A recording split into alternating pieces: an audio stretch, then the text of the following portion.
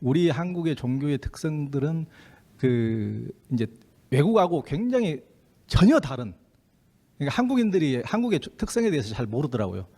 그러니까 한국처럼 이렇게 다종교 국가도 거의 없거니와 인도가 다종교 국가라고 그러는데 인도는 실은 그 힌두교가 전 인구의 82%고 절대 다수를 차지하기 때문에 거의 힌두교 국가지 다종교 국가라고 보기가 어려워요. 거의 힌두교 국가지. 그런데 한국은 뭐 어떤 하나의 종교가 지배적인 종교가 없고 이렇게 다양한 종교가 이렇게 뭐 불교, 기독교권, 또 민족 종교들, 또 유교는 어떤 종교로서의 가치는 이미 잃어버렸다고 하지만은 실은 우리가 쓰는 지폐에서 우리가 쓰는 그 지폐의 상징을 보면은 인도는 모든 지폐에는 간디 사진밖에 없는데 그 사진을 보면은 그 나라의 어떤 정신을 알 수가 있는데 우리가 쓰는 지폐는 전부 다 유교입니다. 유교. 신사임당, 이율곡, 이황, 세종대왕, 이순신 다 누구예요? 다 유교예요. 다 유교. 유교 아닌 사람 한 분도 없어. 전부 다 유교예요. 그러니까 유교는 종교로서의 그런 것이 없어졌다고 하면서도 우리의 어떤 정신세계를 아직도 지배하는 어떤 가치관을 지배하는 걸로 그게 남아있단 말이에요. 그리고 지금은 뭐 한국 사회가 그 어떤 식민사관의 영향으로 고조선이라는 역사 자체도 잘 인정하지 않고 고조선의 역사 자체, 뭐 종교 자체도 잘 인정하지 않지만은 그것은 면면이 우리의 내면 속에 저는 이제 흐르고 있다고 생각하거든요. 그것을 뭐 역사책을 들여다볼 필요도 없이 우리의 삶 속에서 그것은 너무 선연하게 그런 삶이 배어 있다고 저는 그렇게 생각하기 때문에 그러니까 역사라는 게 고조선이라고 해봐야 2000년도 안 되는 역사인데 그런 게 오래된 역사가 아니거든요. 어떻게 보면 긴 역사에 수만 년 지구 역사에서 눈 한 번 깜빡일 새밖에 안 된다고 볼 수도 있는 건데 잠깐 역사인데 저는 이제 예전에 한 7년 전에 그리스를 그 순례를 해보면서 그리스의 아토스 섬이라고 있어요. 아토스 섬. 아토스 섬이라고 거기에는 이제 그 수도자들만 수도자들만 한 3,000명이 사시는데 섬이 이제 그 섬이라고 반도긴 한데 섬하고 다름이 없이 육지라고 연결되는 통로가 완전히 끊어졌기 때문에 섬이나 다름없는 곳인데 거기는 수도원 공화국이에요. 수도원만 그 그리스 정교의 수도원만 수백 개가 있는 이제 아토스 수도원 공화국인데 그곳을 갔더니 뭐 한밤중에 이제 부활절 이런 때 같은데 한밤중에 저는 이제 궁금하니까 항상 놓치질 않죠. 그 사람들이 어떻게 예식을 하는지 안에 들어가서 이제 가만히 밤에 이제 같이 있는데 이제 잠이 오니까 뭐 이제 졸기도 했다가 이렇게 했다가 그분들이 예식하는 것을 이렇게 쭉 보는데 아무래도 지금까지 저도 이제 기독교도 가톨릭 이런 데도 취재를 많이 다녔는데 거기하고 분위기가 너무 다르고 절에서 연불하는 느낌이 들어요. 절에서 왜 이렇게 절에서 연불하는 것 같지? 그거 왜 그러지? 그런 느낌이 이제 들었는데 그러면서 제가 이제 순례하면서 그런 이제 쭉 상상력을 펼쳐보면서 이렇게 하는 건데 그러다 보니까 그게 그럴 수밖에 없는 게 벌써 이제 그 예수가 나오기도 벌써 300년 전에 알렉산더는 인도까지 갔거든요. 알렉산더는 인도까지 가서 북인도까지 가서 그때 이제 우리가 뭐 여러분들이 이제 불경의 밀란타 왕문경 이런 걸 보면 밀란타 왕문경이라고 나가세나 존자하고 그 그리스 출신의 왕하고 문답이 이제 그 밀란타 왕문경이라는 불경이 있는데 그건 이제 알렉산더 왕이 이렇게 이제 점령한 지역에 다 나라를 세우고 이제 그리스인들을 남겨놓고 네가 이곳을 다스려라 남겨놓고 간 사람들이 이제 1대, 2대, 3대 이렇게 내려오면서 그 이제 그리스인들로 피지배층은 이제 민중들은 인도 사람들이고 뭐 파키스탄 사람이라 할지라도 이제 다스리면서 그 사람이 인도의 고승 나가세나하고 이렇게 문답을 이제 주고받고 그 사람들도 상당히 그리스 어떤 철학의 수준이 있기 때문에 문답이 어느 정도 가능하단 말이에요. 그러면서 이제 그 문답한 게 이제 불경의 유명한 밀란타 왕문경인데 이제 그런 식으로 그리스와 인도 문명이 합쳐진 게 우리 그 세계사 시간에 배웠잖아요. 그게 무슨 문명이에요? 헬레니즘 문명이죠. 헬레니즘 문명이 석굴암까지 온 거예요. 석굴암까지. 석굴암 불상에 왜 그리스인의 얼굴이 느낌이 이렇게 그리스의 석상, 우리가 갔던 박물관에서 봤던 다빈치 그리스인들의 어떤 석상의 어떤 느낌이 나는 약간의 그런 것은 이제 헬레니즘의 영향으로 우리나라 석굴암까지 왔단 말이에요. 그러니까 동서 문명이 먼 것 같지만은 멀지가 않아요. 그러면 예전에 프루타르크 영웅전을 보면은 알렉산더라는 사람이 그렇게 무슨 무식한 싸움꾼이 아니고 이 사람의 스승이 아리스토텔레스예요. 아리스토텔레스의 스승이 플라톤이고 플라톤의 스승이 소크라테스고 그렇기 때문에 이 사람의 가정 교사가 아리스토텔레스였단 말이에요. 그러니까 철학적으로도 이 사람이 굉장히 어떤 깊이가 있단 말 나름대로. 그러니까 이 자기 철학적 궁금증을 해소하기 위해서 플루타르크 영웅전을 보면은 이 싸움꾼들은 싸움 얘기만 보겠지만은 저처럼 이제 종교적인 것에 관심이 있으면 무엇이 가장 많이 보이느냐? 이 사람이 인도에 와서 그냥 싸움만 하고 간 게 아니에요. 야, 인도의 고승들을 다 잡아와라. 나체 수행자들도 잡아와라. 해가지고 10명을 그 죄 없는 사람들을 후퇴하면서 태우고 가는 거예요. 태우고 이 인도의 고승들을. 그러면서 자기가 궁금한 것을 다 물어보는 거예요. 자기가 철학적으로 종교적으로 있고 궁금한 것을 물어보고. 그러니까 인도의 최고 고승들을 잡아다가 태우고 가면서 후퇴하면서 이렇게 이제 갈 정도로. 그러니까 예수 태어나기 전에 BC 300~400년 전에 이미 있었던 일이에요. 그러다 보니까 그 인도의 종교 전통이 그리스에 갈 수 있겠습니까? 없겠습니까? 충분히 가능하단 말이에요. 알렉산드리아 도서관에는 장서가 수십만 권 있었다는 겁니다. 알렉산더 이름을 딴 알렉산드리아 도서관에 지금 이집트 지역에는. 그랬으니까 역사라는 게 그러니까 제가 아토스 섬에서 이 사람들은 기독교권인데 왜 이게 수천 년 된 수도원에서 이 사람들이 꼭 연부를 하는 것 같지?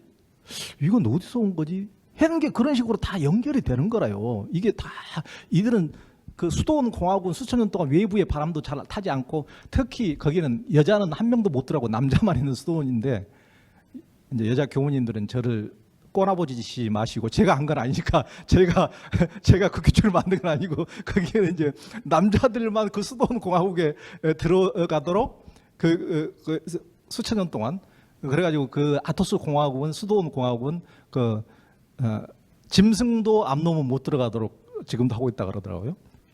그래서 이제 그곳에 이제 3~4일 동안 이렇게 순례하면서 보니까 야, 역사라는 것은 수천 년이라도 잠깐이구나. 아토스 섬에서 인도와 교류했던 그런 느낌이 밤새 이렇게 그들의 어떤 종교 외식을 들으면서 뭔가 온몸으로 느껴진다는 것을 알았어요.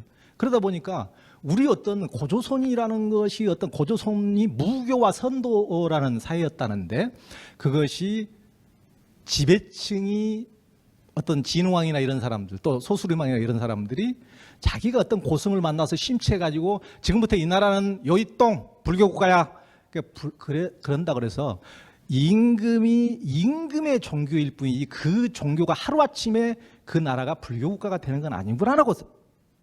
그러니까 임금의 종교일 뿐이지 밑바닥 사람 그러면 지배층이 있다 보니까 물론 신하들은 이제 그 사람 밑에서 벼슬을 해야 되고 출세를 해야 되니까 그 임금의 종교를 따라가는 채 하고 신용을 하겠지만은 그 밑에 예를 들면 그러잖아요.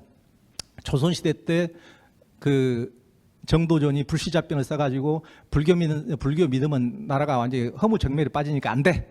이제 지금부터 나라를 제대로 다스리려면 유교를 다 믿어야 돼. 이 나라는 지금부터 유교 국가고 주자학의 나라야. 이런 식으로 딱 경복대전 가지고 선포를 했단 말이에요. 선포를 하면 딱 요이똥 물론 임금의 이 나라는 유교라는 이데올로기를 가지고 500년 유교라는 이데올로기로 지배 이데올로기로 지배하기로 했지만은 그런 어떤 이념일 뿐이지 왕비들은 몰래 다 절에 나간단 말이에요. 왕비들은 모르게 다 절에 아무리 그분 할 수 없지만은 밖에서는 뭐 종묘 제리약하고 종묘의 사당에 이렇게 절하고 이렇게 유교식으로 하지만은 모르게 또 절에 가서 또 다 뒷구멍으로 궁궐 밖으로 나가서 또 불공 드리고 한단 말이에요. 그런 식으로 하루아침에 유교 국가가 되는 게 아니에요. 이런 식으로 왕이 어떤 식으로 뭔가를 정한다 하더라도. 그러니까 고조선 시대의 불교국가도 신라 진흥왕이 지금부터 신라 진흥왕 법훈왕이 지금부터 이 나라는 불교국가다. 그러면 그렇게 되는 게 아니요. 그렇게 딱 그러면 절을 지어도 아니 예전에 우리가 수천 년 동안 믿어온 게 있는데 환웅도 모시고 이게 칠성각도 있고 칠성님도 모시고 다 산신님도 모셨는데 그걸 어떻게 할 수가 있어요? 절로 안으로 들어오는 거예요. 그게 절로 안으로. 절 안으로 그것이 불교지만은 절 안으로 예전에 고조선 시대 때 했던 것들이 그 이제 예전에 남방에서는 전혀 우리나라 산신각, 칠성각 이런 것은 있을 수가 없는 거예요. 불교하고는 전혀 아무 상관이 없는 겁니다. 우리는 전통 사찰마다 그런 것이 있지만 그것은 우리의 고대로부터 고조선 시대부터 이어오는 무교와 선도의 다 영향이란 말이에요. 예? 그런 것이. 그리고 그것이 밑바닥에서 왕이 믿으니까 이제 겉으로 드러나게 종교 예식은 옛날에 무천, 영고 이런 식으로 하늘에 제사 지내는 제천 의식은 하지는 못하지만은 전부 다 드러내놓고 이제 못하니까 왕이 뭐 다른 종교라니까 드러내놓고 못하지만은 밑바닥에 다 숨어서 풍악놀이로 풍물을 치고 풍물 치고 선앙당에 가서 이제 이렇게 하고 제각 모시고 이런 식으로 간단 말이에요. 이런 식으로. 그런 식으로 다 남아있단 말이에요. 선앙당 모시고 옛날에 무교 전통대로 이런 식으로. 그런 식으로. 그러니까 아주 드러내놓고 공식적으로 국가적인 제례 의식은 사라졌다 하더라도 그런 것들이 또 불교국가로 바뀐다 하더라도 그것은 밑바닥에 사람들 무의식에 훨씬 더 깊숙이 들어가는 거예요. 아까 제가 처음에 뭐라 그랬어요? 드러나는 빙하가 드러나는 것이 집체만 하면 그 밑에는 뭐가 있다? 무의식에는 에베레스트가 있다. 그러니까 겉에 종교라는 것은 불교라 하지만은 그 밑에 방대한 무의식에는 그 수많은 우리의 어떤 전통이 있단 말이에요. 그리고 우리의 전통 속에는 뭐가 있어요?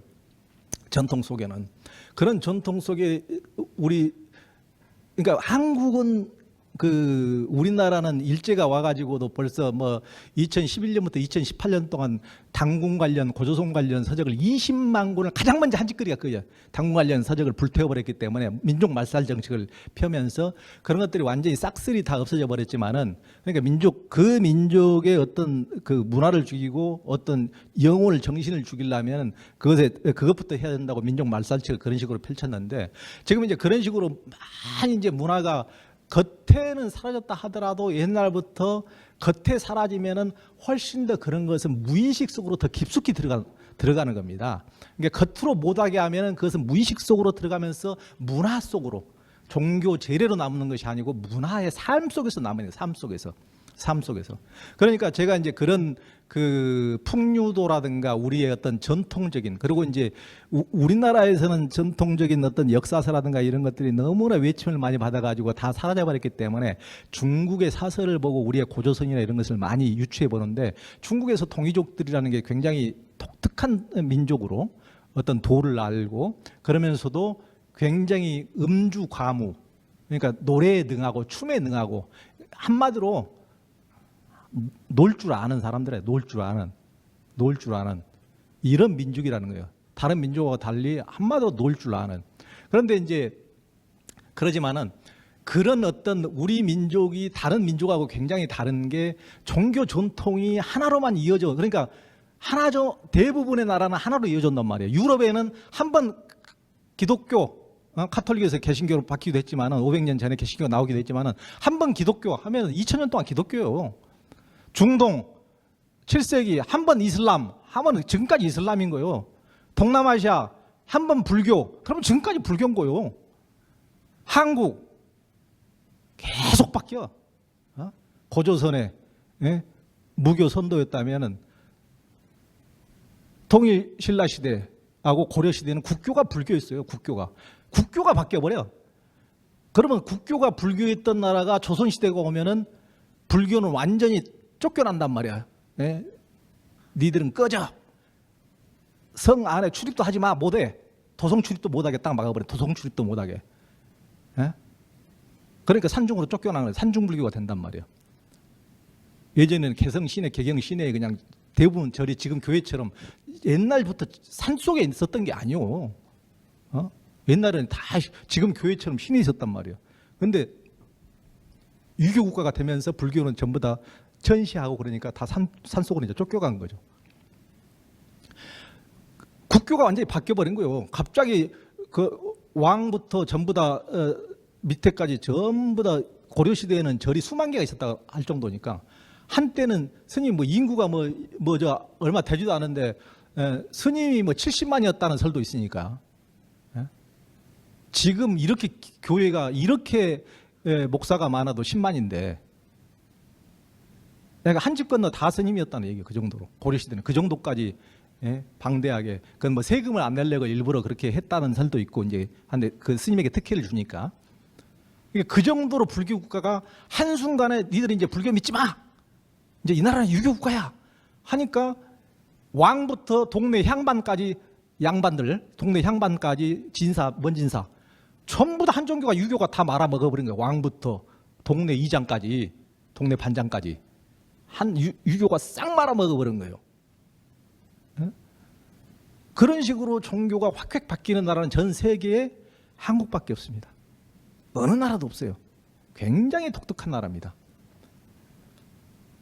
그런데 제가 보기에는 이제 그것을 그 왕이 그 종교라는 것은 사람들을 하나로 구심점을 묶는데, 단결시키는데 가장 큰 역할을 하잖아요. 종교라는 것이 정신을 다루는 영역이니까. 종교라는 것은, 그러니까 국가의 지도자는 뭐래요? 충성도를 높이고 사람을 하나로 뭉쳐야 되잖아요.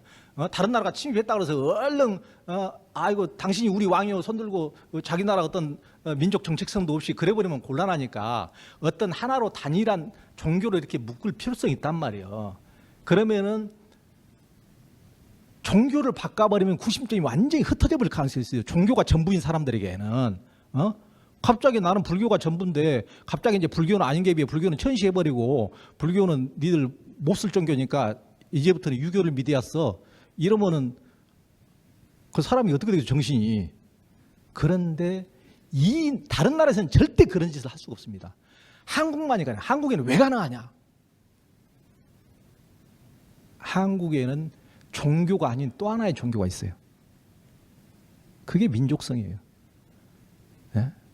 종교를 바꾼다 하더라도 쉽게 흩어지지 않을 자신감 있으니까 왕이 바꿀 수가 있는 거예요. 종교를 바꿔버리면 내가 어떤 종교를 믿는데 계속 뭐 한 종교를 믿었는데 한 종교를 확 쓸어버리고 다른 종교를 내세운다면은 그 나라 국민들이 수긍하겠어요? 지금 중동에 가서 수긍하겠어요? 유럽에 가서 수긍하겠어요? 동남아시아 가서 수긍하겠어요? 말도 안 되는 거거든요. 다른 나라에서 있을 수가 없는 거거든요. 그렇지만은 종교 아닌 종교, 이 나라의 어떤 민족으로서의 어떤 당군의 자손으로서의 어떤 정체성, 설사 종교를 바꾼다 하더라도 흔들리지 않을 또 하나의 종교가 이 나라에 있다는 자신감이 있기 때문에 왕이 종교를 바꿀 수가 있는 거예요. 예? 그런 게 없다면 절대 종교를 바꿀 수가 없는 거죠. 그거 굉장히 리스키하잖아요. 종교를 바꿔버리면 사람들의 구심점을 하나로 모으기가 상당히 어려워질 수가 있는 건데 그 위험성을 감수하면서도 종교를 바꿀 수 있는 유일한 나라인 거죠. 그런데 이제 그러니까 얕은 독특한 나라인데 구한말에 와서는 어떤 이제 우리나라의 천도교라든가 증산도 또 뒤에서 원불교 이런 민족 종교들이 또 발흥을 하고 이제 또 현대에 돌아와서는 이제 해방돼 가지고는 또 이승만 정권부터 이제 이승만 대통령은 한국을 기독교 국가로 만들려고 작정을 한 분이니까 그렇게 해서 이제 기독교에 엄청나게 특혜를 베풀고 그러면서 이제 엄청난 기독교의 어떤 부흥을 이제 가져오게 되고 그러면서 거의 지금은 우리나라에서 제일 돈도 많고 힘을 가장 많이 행사하는 곳이 기독교죠. 가장 많이 막강한 힘을 가지고 있고 어떤 정치 권력이나 이런 분들도 기독교가 가장 많고 기독교 아니면 뭐 카톨릭이죠. 불교는 뭐 거의 불교는 찾아보기도 쉽지 않죠. 거의 이제 기독교권 거의 기독교가 상당한 이제 힘을 행사하고 있다고 볼 수가 있는 거죠. 이런 식으로 우리나라는 이제 엄청나게 이제 변화가 돼 왔는데 그렇지만은 그러면서도 그 제가 보기에는 겉으로 보기에는 그냥 그 교회가 그냥 교회가 아니에요. 그러니까 예전에 고조선의 무교 선도가 절에 칠성각과 산신각으로 들어갔듯이 우리나라의 어떤 무의식의 깊은 역사의 어떤 그런 전통이 교회 속에 그대로 들어가 있어요. 그러니까 교회는 사실상 굿땅이에요. 굿땅. 많은 교회가 굿땅이라고 보면 돼요. 굿땅. 구술하는 거예요. 그리고 이렇게 전 세계 기독교 중에서 새벽 기도를 하는데 한국 원불교인들이 각성해야 되는데 원불교인들이 엄청나게 수도를 열심히 하긴 하는데 원불교인들보다 모든 대한민국 모든 종교인들보다도 제일 열심히 새벽 기도를 하는 게 어디예요? 교회 일반 신자들까지 교회 일반 신자들까지 새벽에 서울에서 골목길 나가봐요. 할머니들이 전부 다 어디 막 새벽 4시부터 어디 가고 있어. 이렇게 허리 꼬부정한 할머니들이 어디 가세요? 그러면 교회 간대. 새벽 기도하러. 그렇게 열성이요. 근데 전 세계에서 새벽 기도가 있는 나라가 대한민국밖에 없습니다. 다른 나라도 그게 있는 게 아니에요. 대한민국만 있어요. 대한민국만. 그게 어느 전통이에요. 우리 새벽에 전부 다 어머니들이 일어나서 장독대에 기도하고 전부 다 기도하던 전통이 그대로 저리 간 거예요. 그러면서 절에도 물론 미국의 남침례교회 이런 데는 조금 이렇게 굉장히 막 울고 불고 흑인들의 어떤 한이 있기 때문에 이런 전통이 있어서 조금 이렇게 조금 그 동적인 이런 예배 모습이 있지만은 지금 한국 기독교의 주류 대부분을 차지하는 이런 동적인 기도 모습은 전 세계 기독교에 어디에도 없습니다. 이것은 굉장히 무속적이에요. 무속적이란 말이에요. 우리 어떤 전통의 우리 민초들 속에 풍물놀이 하듯이 농악놀이 하듯이 농악 치듯이 구판 버리듯이 동네 무슨 하면서 동네 잘 되라고 또 항상 때 되면 구판 버리고 하듯이 우리에 끌려오는 그것을 어떤 심성을 기독교가 가장 전통을 이단시한 것 같지만은 실은 제일 잘 흡수하고 잘 끌어들인 거예요. 잘 끌어들인 거예요. 아주 영악하게. 아주 영악하게. 근데 이제 어떤 의식뿐만 아니고 무의식의 세계에도 이제 서로 의식과 무의식은 서로 영향을 주고받습니다. 그러니까 무의식이 훨씬 더 크진 의식 세계보다 무의식이 훨씬 더 크게 흐르고는 있지만은 더 큰 면적을 차지하긴 하지만은 서로 영향을 주고받아요. 그러니까 예를 들면 뭐 이제 우리나라는 중국 같은 나라는 한 왕조가 무슨 송나라 당나라 이렇게 오래된 그 최고 잘된 왕조만 한 200여 년 갔지 대부분의 왕조는 중국 왕조는 2대 3대 진시황도 2대 가고 망해버리고 수나라도 2대 가고 을지문덕하고 싸웠던 2대 가고 망해버리고 대부분 다 중국 왕조는 뭐 30년 40년도 못 가고 망한 왕조가 대부분이에요. 그러다 보니까 그런 데는 어떤 국민들의 의식세계를 깊게 변화시키기는 어렵지만 한 왕조가 우리나라처럼 삼국시대는 거의 1000년을 가버리고 고려시대, 조선시대는 500년을 가고 이렇게 왕조가 오래 가는 나라는 전 세계 역사가 많지 않습니다. 굉장히 우리나라 독특하게 안정적으로 오래 지속된 나라인데 그렇게 오래 지속된 나라가 어떤 국교를 다 정하고 한 국교로 지배하다 보면 사람들의 의식세계도 그러니까 공식적으로 이렇게 다 바뀌어버리니까 재래의식이라든가 이런 걸 공식적으로 일단 바뀌는 거니까 그러다 보면 의식세계도 문화도 영향을 주겠어요 안 주겠어요? 당연히 줍니다. 당연히. 그러니까 예전에 물론 고조선 시대에 굉장히 무교나 선도로서 굉장히 동적이었다면은 불교가 오면서 굉장히 정적으로 바뀌었다. 그러면서 또 이제 유교가 오면서 굉장히 유계질서식으로 바뀌었다. 그러면은 고조선 시대는 굉장히 평등한 사회였어요. 우리 한국인들이 굉장히 독특하게 평등한 게 있습니다. 독특한 게 권위를 잘 인정을 안 해요. 권위를. 그러니까 외국 한국에서 수십 년 산 기자가 보고 제일 진짜 한국은 정말 독특한 민족이라고 그러잖아요. 독특한. 한국 사람들은 베트남이나 태국 뭐 캄보디아 이게 약한 나라 보면 캄보디아 사람, 베트남 사람 그런데 제일 센 사람들 미국 놈, 일본 놈, 소련 놈, 중국 놈 다 놈자를 붙인다는 거야. 강한 놈들한테는 절대 약한 나라는 뭐 어느 나라 하지만은 이게 힘센 놈한테는 놈자를 붙인다는 거예요. 이게 굴복하지 않겠다는 평등의 정신이 있는 거예요. 니들이 겉으로 힘은 세지만은 내가 니한테 한번 해볼 티어 이런 게 있는 거예요. 이런 게 굉장히 한국의 고조선 때부터 우리는 평등주의가 있어요. 어떤 위계 질서가 강하지 않고.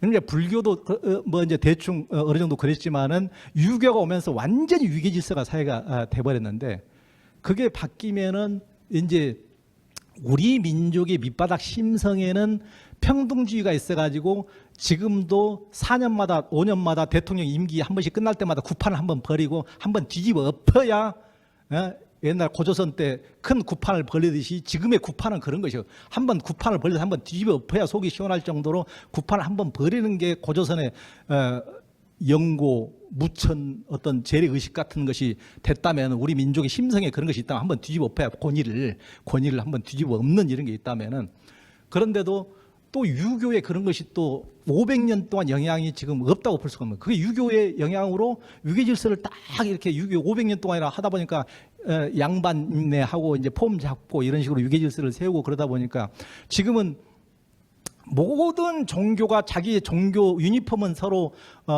원불교 교무님, 스님 승복, 카톨릭 사제복 이렇게 해서 각기 유니폼은 다르지만은 나중에 싸움할 때 보면은 운전사고 접촉사고 나서 싸움할 때 보면 전부 다 유교예요. 예. 왜 유교예요? 야, 너 몇 살이야? 어디 반말이야? 본질은 어디 가고 전부 다 이제 결국 중요한 순간에 유교가 되는 거예요. 유교 질서가. 네 어떤 어린 놈이 지금 어른을 몰라보고 이게 이제 유교가 되는 거예요. 유교 꼰대가 다 되는 거예요. 꼰대가 이런 식으로 그런 식으로 했던 이제 유교의 또 문화도 우리 쪽에 의식 세계에 어느 정도 이제 영향을 미치고 그렇지만은 제가 보기에는 무의식에 가장 깊숙이 들어가 있는 것이 어떤 고조선의 어떤 동적인 한판 놀아보는 지금도 풍물놀이를 이렇게 하고 한판 놀아보는 끼 이것이 저는 한류 아이돌 스타들의 끼로 이렇게 나타난다고 보는데 이런 것들에 우리 어떤 이런 것들이 있다면은 또 동적인 것만 아니고 또 정적인 것이 쭉 이제 불교와 유교를 오면서 정적인 것이 이제 쭉 흐르고 그러다 보면서 억눌렸던 것이 구한말에 동학과 증산도와 원불교 민족 종교의 어떤 발흥으로 이렇게 딱 일어섰단 말이에요. 굉장히. 그러니까 이제 우리는 제가 이제 우리 어떤 그 한국은 어떤 정서를 저는 이제 풍류도 어떤 삼태극 휘몰아친 우리 저 바람개비처럼 바람이 불면 이렇게 도는 이런 것처럼 삼태극처럼 이런 것이 우리 어떤 정신 문화의 어떤 특성이라고 저는 개인적으로 저는 이렇게 봅니다만은 그러니까 뭐 카톨릭은 한 번 카톨릭이면 2000년 카톨릭 동남아시아는 한 번 불교면 2500년 동안 한 번 불교 중동은 한 번 무슬림이면 한 번 계속 1500년 동안 무슬림 이렇게 가는 게 아니고 우리는 이렇게 휘몰아친단 말이에요. 휘몰아 삼태극처럼 몰아치면 바람이 불어 이렇게 이렇게 휘몰아치면서 뭔가 바람이 불고 몰아치면서 그래서 쉽게 말하면은 물이 고여 있으면은 어떻게 됩니까? 썩어요. 흐르는 물만이 생동감이. 그러니까 물은 중간에 산에서 계속 흐르고 강이 흐르면은 중간에 정수기가 있는 거 아니에요. 흐름 자체가 정수가 되는 거죠. 흐름 자체가. 변화 자체, 바람 자체가 정수 기능을 하는 거예요. 그게 창조의 원천이 되는 거예요. 우리의 문화의 어떤 그런 게. 그러니까 같은 것과 같은 것이 만나는 것은 새로운 것을 창조할 수가 없어요. 불교와 유교와 불교와 기독교가 만나야 새로운 것이 창조가 된단 말이에요. 전혀 다른 것이 만났을 때 새로운 것이 정과 동이 만났을 때 새로운 것이 창조된단 말이에요. 똑같이 정과 정이 만났을 때보다도 정적인 것과 동적인 것이 만났을 때 회오리 반응이 불어서 물도 거기에 어떤 회오리 칠 때 거기에 고기가 제일 많이 모여들고 거기에 투망을 던져야 물고기가 제일 많이 잡히잖아요. 그런 어떤 휘몰아칠 때 뭔가 강에서도 변화가 일어나잖아요. 난류와 한류가 만났을 때 거기서도 명태가 제일 많이 살고 어떤 창조의 원천이 되고 우리도 생각에 똑같은 인간들끼리만 모여가지고는 그 밥에 그 나물인데 전혀 다른 사람들끼리 어떤 다른 사람의 자극을 줬을 때 새로운 것을 창조할 수 있고 이런 그런 영적인 높으신 분들을 이렇게 자주 뵀으셨을 텐데 그런 분들에게 쭉 배웠을 때 혹시 그분들의 공통점이 혹시나 있었는지 한번 궁금하고요. 이렇게 만나 뵈면은 공통점이 있죠. 사람이라는 거. 당연히 사람이라는 게 공통점이고 그게 이제 무슨 얘기냐면은 야 이분들도 똑같이 사람이다. 그러니까 예전에는 그 사람을 환상을 가지고, 그러니까 자기가 뭔가를 현실에 발을 땅바닥에 내딛지 않고 있으면은 찾는 것이 너무나 극락천당만 찾게 되고, 사람도 너무 신화적인 인물만 찾게 돼요. 그런데 현실로 돌아올 필요가 있어요. 우리는 현실로. 어떤 분도 땅바닥 위에서 떠다니는 사람은 한 번도 본 적이 없어요. 다 현실의 땅바닥을 딛고 다 사람이고, 저분들도 배고프면 밥을 드시고, 또 힘들면 힘들다고 하고, 아프면 아프다고 하고, 또 비난 받으면 가끔 화도 내고, 칭찬 받으면 좋다고 이렇게 웃음 짓고, 당연히 사람인 거죠. 너무 이상적인 딴 세상 사람을 구하면은 아직도 자기가 땅바닥에 발을 안 딛고 있다는 어떤 증거예요. 전부 다 사람이신데 그분들은 당연히 어떤 자기 마음을 어느 정도는 이제 다스릴 줄 아는 거죠. 자기 어떤 뭐 이를테면 사람의 수준이라는 게 그러잖아요.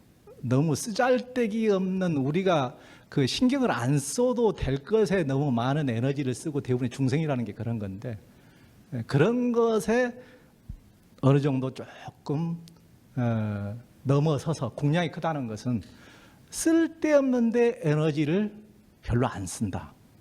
쓸데없는데 쓸만한 곳에 에너지를 쓴다.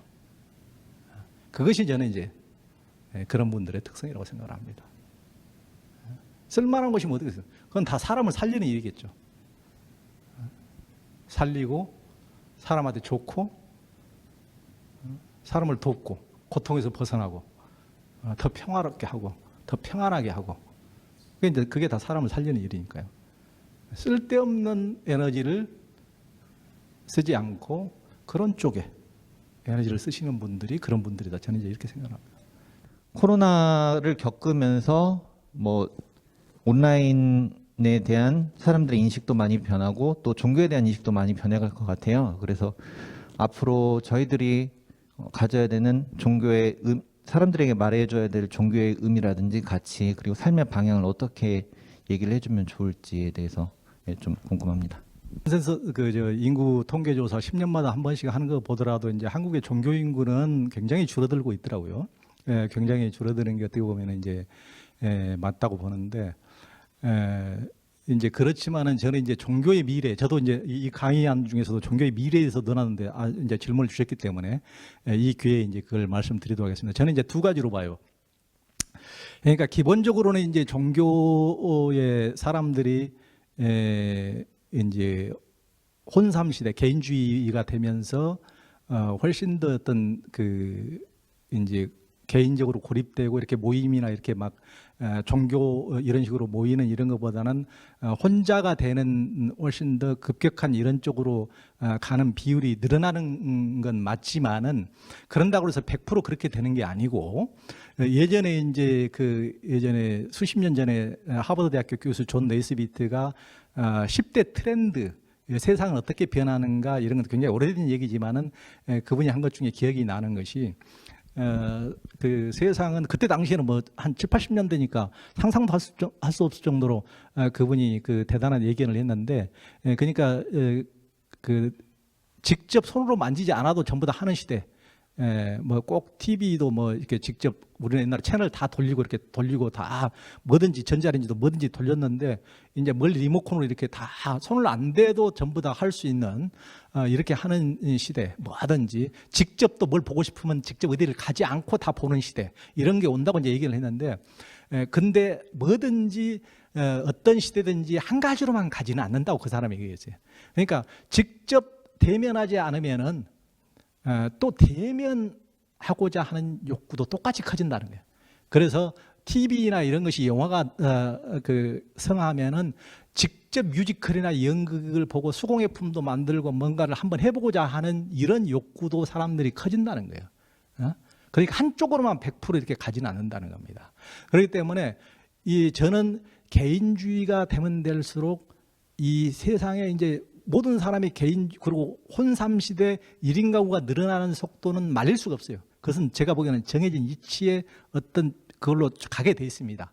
가기 때문에 그러면 사람들이 전부 다 외로운데 외로움 속으로 그 사람들이 이제 편리만을 추구하다 보니까 혼삼을 추구하게 되고 개인주의가 되고 혼자 편안해 인간들 보기 싫은 인간들하고 걸거덕치지 않고 그냥 나 혼자 편안해. 그러면 편하면 장땡이냐 이렇게 되면 좋은데 이게 또 외롭네. 이게 사는 맛이 없네. 이거 도저히 쓸쓸해서 살 수가 없네. 또 병원에 또 아프면 더 힘드네. 이런 식으로 이제 그것이 문제의 해결이 아니고 또 다른 하나가 해결되면 또 하나의 또 문제를 낳기 때문에 문제란 말이에요.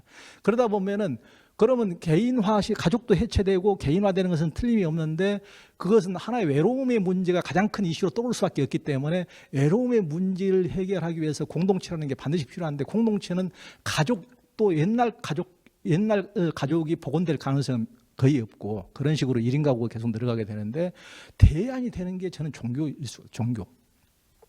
그래도 그나마 가족처럼 그래도 너무 끈적끈적 해가지고 너무 그냥 조금 삶이 피곤하고 힘들고 아주 그냥 뒷다리 틀어잡고 평생 죽을 때까지 책임져야 되고 너무 좀 힘들고 가족은 부담스럽고 좀 덜 부담스러우면서 외로움을 달랠 수 있는 공동체성을 추구할 수 있는 것이 종교란 말이에요. 그러니까 저는 그런 외로움을 달랠 수 있는 이 시대의 새로운 화두를 해결할 수 있는 종교의 공동체성의 종교는 미래가 굉장히 중요하다고 저는 생각합니다. 그래서 그것을 어떻게 보면 제일 잘하는 게 교회예요. 교회는 셀 교회식으로 뭐 큰 대교회라지만 전부 다 물론 원불교가 먼저 그걸 10인 10단식으로 먼저 잘했지만 셀교회 원주 원불교가 한 10명씩 조그맣게 이렇게 해가지고 더욱더 깊숙이 자기의 어떤 개인적인까지 전부 다 교육하고 나눌 수 있도록 이런 식으로 그런 게 그게 이제 공동체죠. 그런 게 공동체죠. 그런 데서 저는 이제 그 종교의 사람들의 외로움에 대안이 될 수 있는 게 거의 종교가 대안이 되고 사람들이 훨씬 더 편리함을 추구하다고 할 수가 있지만은 심성은 더 약해져요. 더 약해지기 때문에 그러니까 과학 문명이 발전하면은 종교라는 게 미신적인 어떤 막 뭐 신을 믿고 이런 것이 다 없어질 것 같지만은 심성은 더 나약해진단 말이에요. 그러니까 뭔가를 자기 어떤 과학적 지시와 합리적인 거라고 상관없이 내게는 뭔가 내면에서 붙들어 잡을 뭔가 필요해. 난 너무 힘들기 때문에. 심성은 문명이 발전하면 발전할수록 심성이 약해지기 때문에. 그렇기 때문에 종교의 필요성은 계속된다고 저는 생각합니다. 문명이 완전히 과학이 발전한다고 전부 다 완전히 다 모든 것이 세포가 해체되듯이 다 분석돼 가지고 다 아나리시스 된다고 그래서 없어지는 것이 아니고 그렇게 과학적 문명이 발전하면 할수록 사람들의 개인적인 심성은 나약성은 또 증대되기 때문에 뭔가 붙들어 매줄 수 있는 것이 강고한 뭔가가 필요하단 말이에요. 우리의 신과 불보살은 우리의 필요에 의해서 생길 수밖에 없는 거예요. 실제 존재하고 상관없이 사람들의 심성은 더욱더 나약해집니다. 이제 그런 측면에서 저는 종교가 계속 어떤 존재할 것이다 이렇게 생각하고요.